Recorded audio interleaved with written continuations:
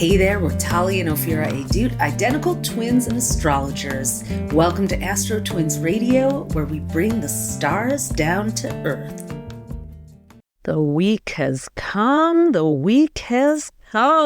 It's the week of the Chironeclipse, as we're calling it, that total solar eclipse in Aries.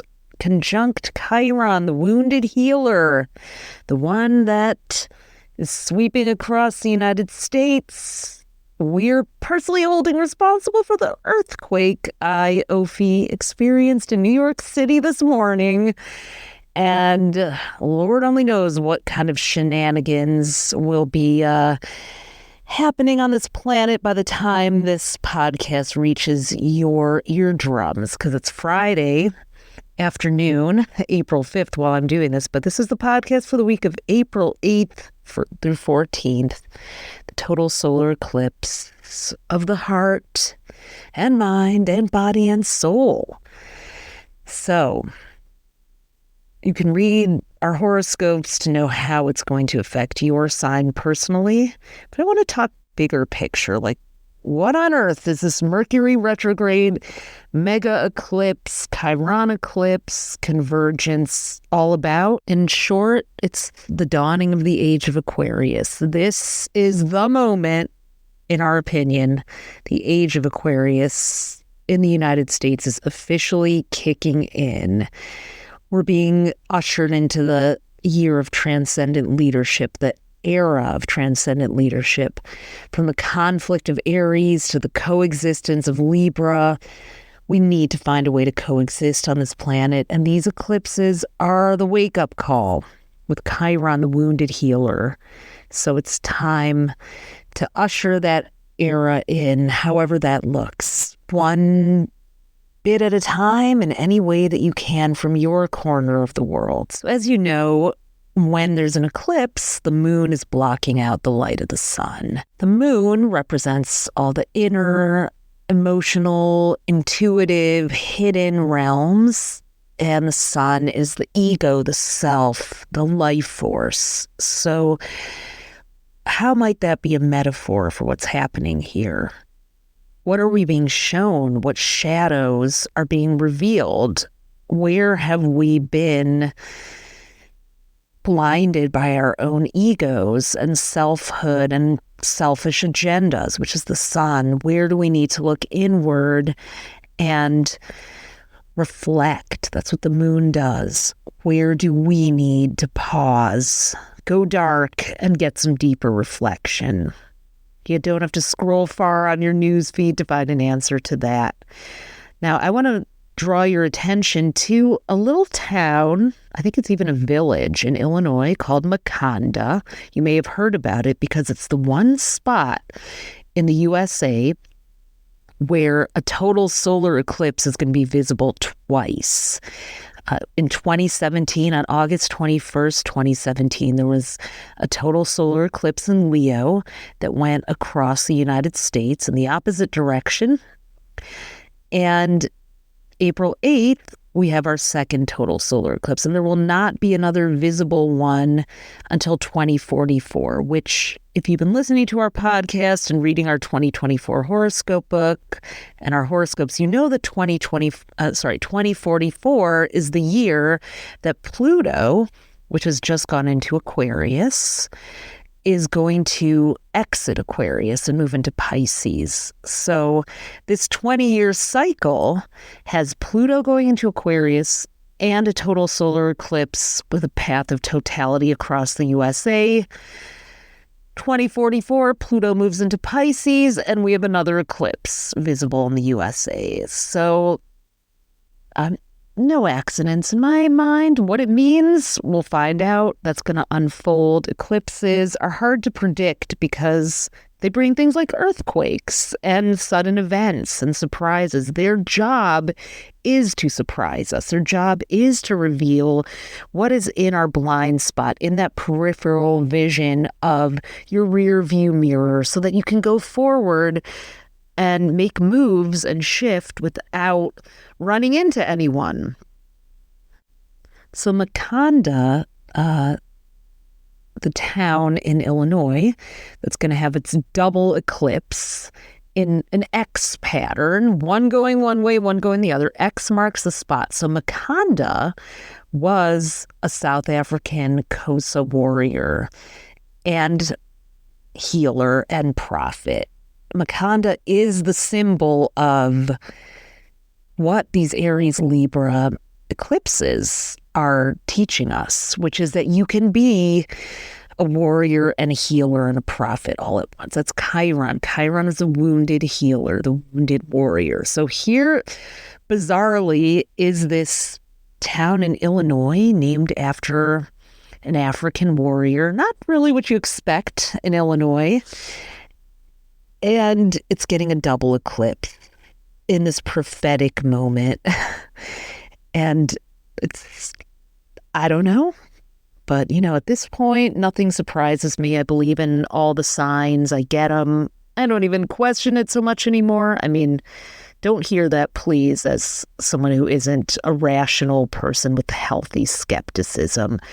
But, I don't actually think it's rational to question every single thing that you can't explain and just dismiss it. Like, the age of cynicism has gone out of style with Pluto and Capricorn, I sure hope. So the people that are still out there priding themselves on their disbelief of everything that hasn't been scientifically proven and quantified are actually the most unscientific people on the planet, because science is about suspending judgment, observing, and then drawing conclusions. So, we live in this Age of Aquarius, the very beginning of it. And that's why I said this eclipse is the dawning of the Age of Aquarius. I believe that, transcendent leadership now does not necessarily mean that there's going to be one person who rises up above us all. Like, let's be done with that model too.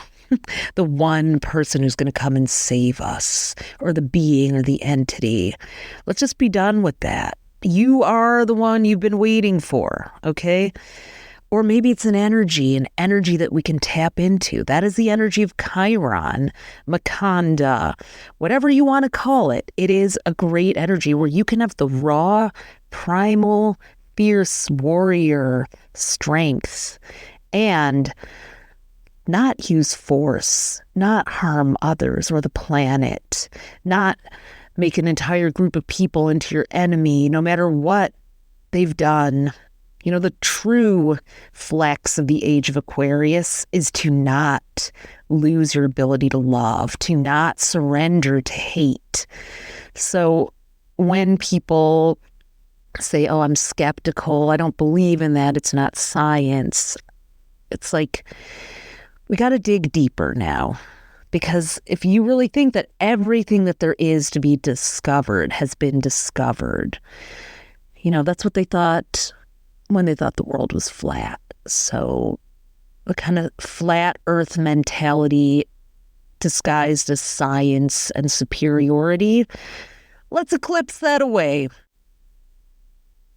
So back to Makanda, Nelson Mandela, a very important figure for peace and coexistence and, tapping into that raw power, Invictus, the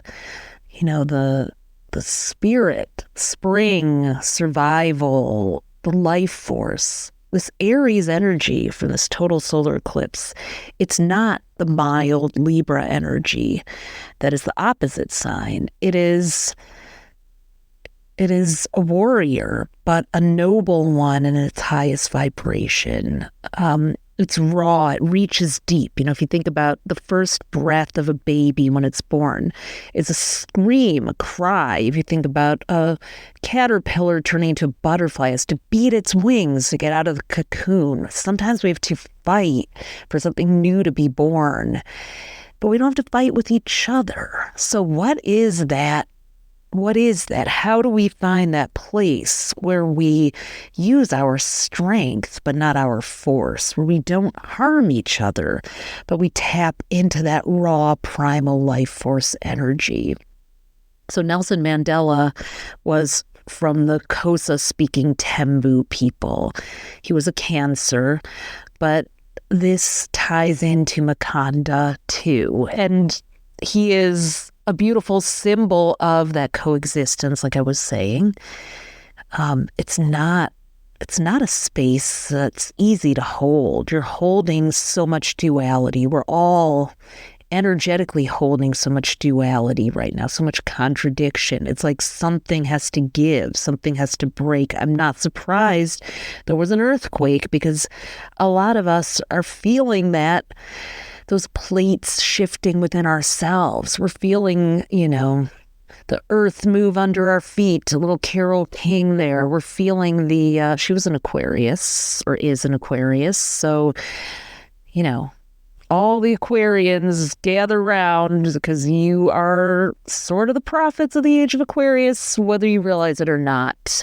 Well, you could be. It's all the vibration you choose to tap into, which is true for all of us. Eclipses are moments, huge moments, profound moments of change and transformation, harbingers of change. I was asked if you should manifest at an eclipse today in an interview with ABC News, and you don't need to, because eclipses do the manifesting for you. But ask for a sign, ask for guidance, ask for the universe to show you something, to reveal something that's been hidden in the shadows. Have you ever been like a kid playing around? Like, we used to play in my friend Julie's basement, and we'd turn off the lights and run around in the dark, and then we'd suddenly turn them back on. Or there'd be a moment of disorientation as you adjusted back to the light. And that's what this total solar eclipse is. It's like lights out. And when they come back on, like, don't just go back to your unconscious habitual patterns. Do something different, do something new, go into a transformed energetic field. That's what's available to us after an eclipse. So I don't know how I'm going to feel. I don't know how you're going to feel after midday Eastern time, around between 1 and 3:30 p.m. We'll do a little man, if we do ask for any manifesting, I hope it's that for good weather for all the people who are wanting to see the eclipse and experience it on the West Coast and in Texas.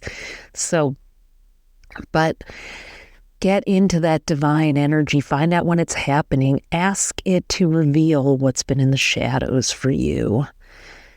And, if there's any assignment this week, where are you? Where's your inner transcendent leader? The next 20 years, Pluto's in Aquarius. We've got a 20-year period between this eclipse and the next visible one in the U.S. What's your assignment for the next 20 years? What, powerful impact can you leave on your corner of the world, no matter how large or small? We invite you to think about those questions. How can you hold the space of healer and warrior? Chiron the rainbow. Where's the rainbow for you?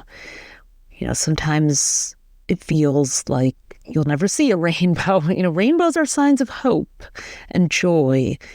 And some of us are long overdue for seeing one of those miracles. So what would a rainbow be for you?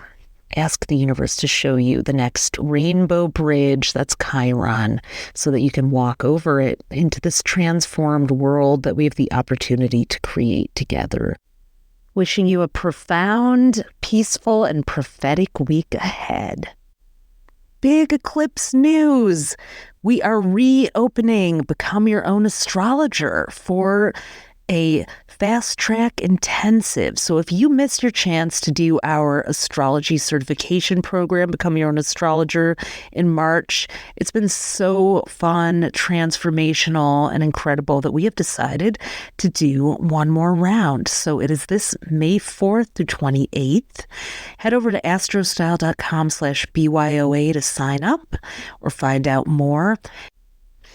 If those planets, zodiac signs, houses, and aspects what we call the 4-part puzzle are overwhelming and confusing to you, or you've looked at your birth chart, you know where all the planets are, but you don't know how to synthesize it. Maybe you're someone who wants to be a professional astrologer and you want to have the confidence to sit down and read someone's chart. Maybe you just want to do it for fun and personal connection. We've got all types, and this curriculum is designed for anyone who just wants to learn how to speak the language of astrology with confidence, like a native, and without sounding jargony and overwhelming. We've been doing this for 30 years. We absolutely love teaching it. It's an incredible community of people that you're going to join. Warm, helpful, vibrant, at a time when we need each other more than ever. So come on and join or check out Become Your Own Astrologer, our May intensive, astrostyle.com/BYOA. See you next week. As always, thanks for listening. You can discover more of your star power at astrostyle.com, and be sure to follow us on social at AstroTwins. Join us next time for more cosmic fun.